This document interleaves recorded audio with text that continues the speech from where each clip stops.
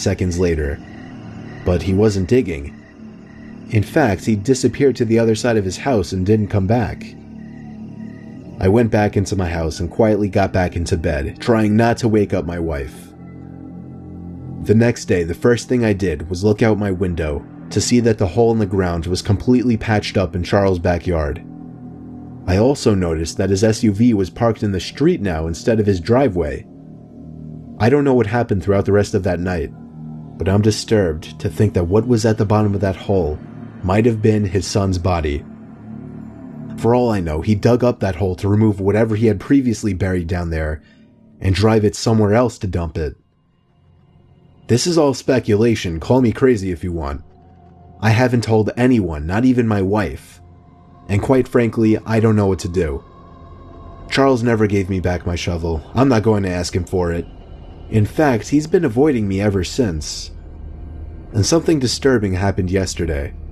I by coincidence happened to look out my window across to Charlie's house and caught him standing at one of his windows looking into mine. When he saw me, he shut his blinds, and that was in the middle of the day. I have no idea what to do, but I'm honestly terrified.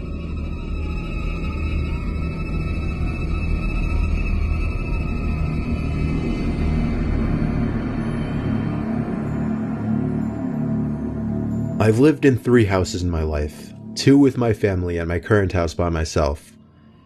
We lived in the first house for the first 15 years of my life, and the second house the next 7 before I moved out to my current home. This experience happened in my first home when I was 15, within the last few months of my family living in that house. I don't remember my family ever being really friendly with the neighbors. In fact, there were 2 kids living next door with their dad that me and my brother had only talked to maybe once or twice our entire lives, as bizarre as that is, though we did know both of their names, Eric and Todd. One day, me and my brother, who is 5 years younger than me, were outside playing basketball in the driveway. That was when one of the 2 boys next door, Todd, came outside and walked over to us, initiating a conversation. I don't remember what we said to each other quote for quote, but I remember the first thing that he asked us was if it was true that we were moving. As the older brother, I did most, if not all, of the talking. Todd was probably the same age as me. I never actually asked. By the end of the conversation, he invited me to come with he and his brother to shoot BB guns by the river in the woods down the road the next day. I agreed since it was the weekend and I didn't have anything going on anyway. My little brother asked if he could come at the last second, not under the assumption that he was automatically invited as well. Todd said yeah and then walked away. Late the next day, around an hour before dusk, Eric and Todd rang the doorbell. We were quick to answer the door because our parents didn't know that we were going out to shoot BB guns.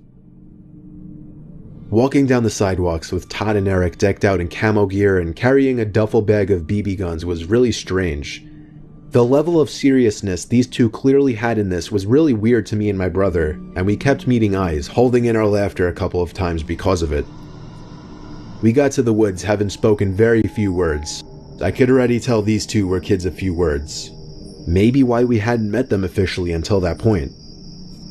Todd dropped the duffel bag onto the ground and unzipped it, while Eric aggressively snapped a branch off a tree and threw it into the river. Me and my brother looked at each other again, this time not finding it as funny.